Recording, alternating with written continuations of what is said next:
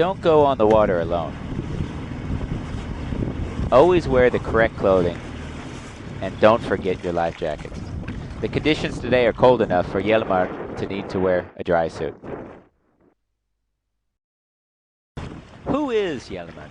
3 years ago, Hjalmar started sailing in his Opie, and in 2005 he won the Dutch Opie finals at age 10. Today he's racing A-level in the Optimist class, which proves his young-born talent. Hjalmar happily wants to introduce us to Opie sailing, so here we go. First, Hjalmar is going to check if the sail is set nice and neat. That's done best when we catch the wind from the front of the boat. How to do it? By hoisting the sprit as far as needed to make the wrinkles go away. When that's taken care of, it's time to tune the boat and give it maximum power by pulling on the vang. As Hjalmar demonstrates in these two clips, it's easiest if you first pull tightly on the main sheet. Now Hjalmar is able to check the distance between the sail and the boom. This distance should not be more than 9 centimeters with a gust. When you just start sailing, it's a good idea to keep the distance narrow at all times. Keep the boat clean of odds and ends in order to make it easy to maneuver. Check the main sheet for twists all the time. In Hjalmar's boat, everything is working fine now, so let's continue sailing.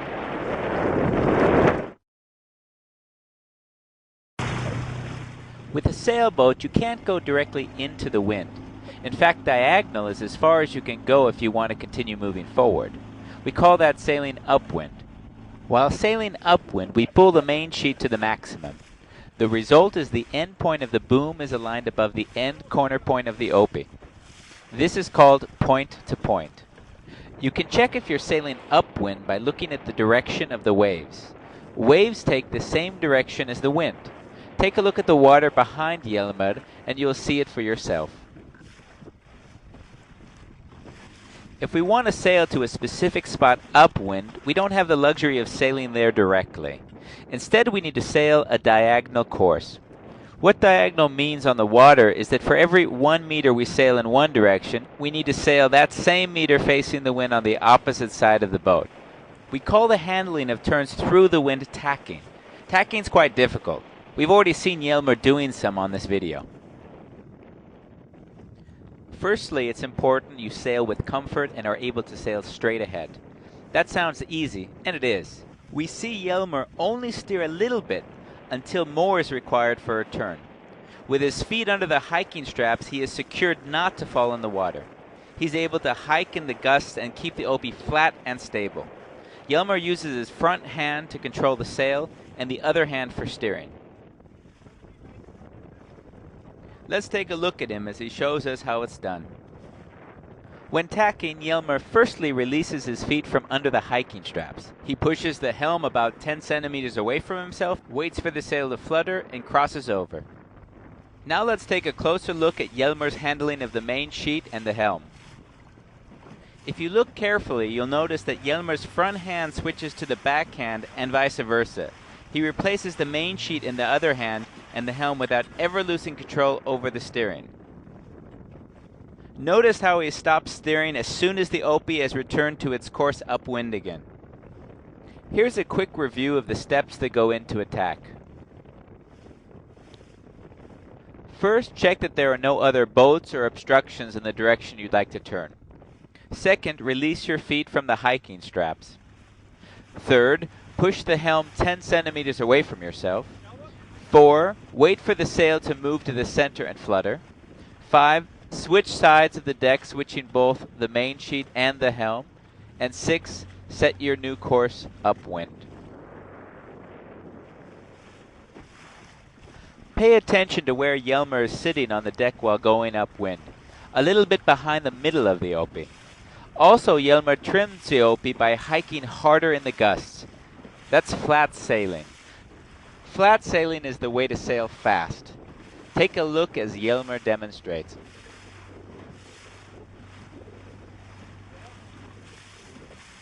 Let's take one final look as Hjalmar shows us how a tack is done.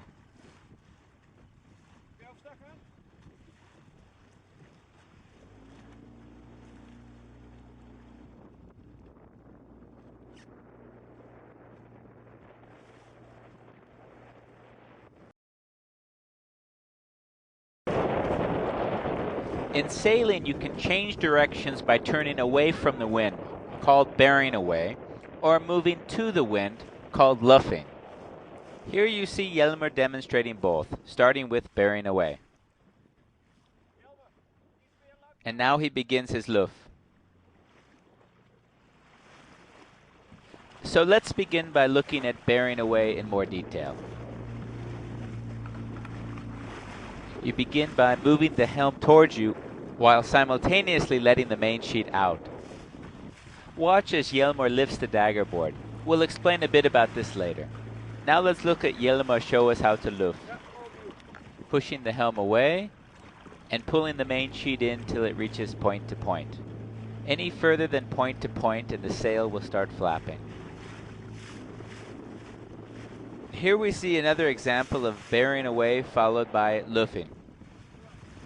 When bearing away, it's important to remember to loosen the sail without letting it flap in the wind.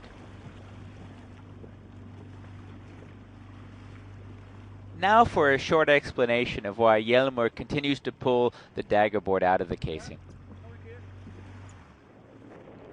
When sailing while the wind is blowing from the back, you remove the elastic that is above the wooden dagger board in the middle so it comes up a bit. This is done to prevent drag under the boat. If not done, this drag will push the nose of the boat down slightly, which is not optimum for sailing. Watch Jelmer as he practices this maneuver. Give me a sec, yeah? Come a bit more that way. Pay close attention to his hands and feet.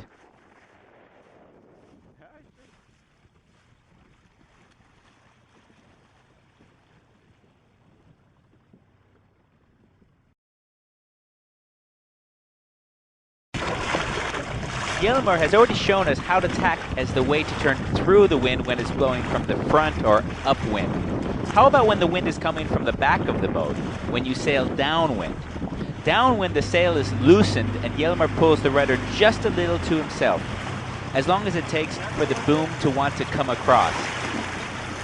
We'll go into more detail further in the video. In the meantime, watch him again as he demonstrates it for us.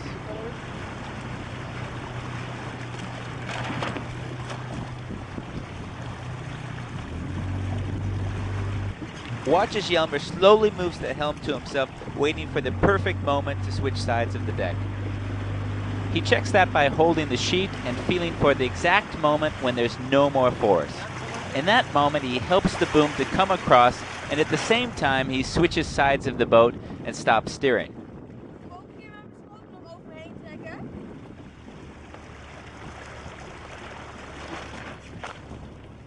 The difference between a jibe and a tack is that with a tack, the boom comes across with a flapping sail. In a jibe, the boom comes across at once because it catches the full wind directly before and directly after the maneuver. It goes from full power to full power. Watch as Jelmer demonstrates a few more times for us. By the way, you may have noticed that the wind seems to be less difficult and less speedy. That's only half true. It's a bit slower because the wind and the waves are going in the same direction as Jelmer, and it is mostly a matter of perception. It's not that he's going slower downwind. At least it gives you a great opportunity to relax and rest for a while until your next trip upwind.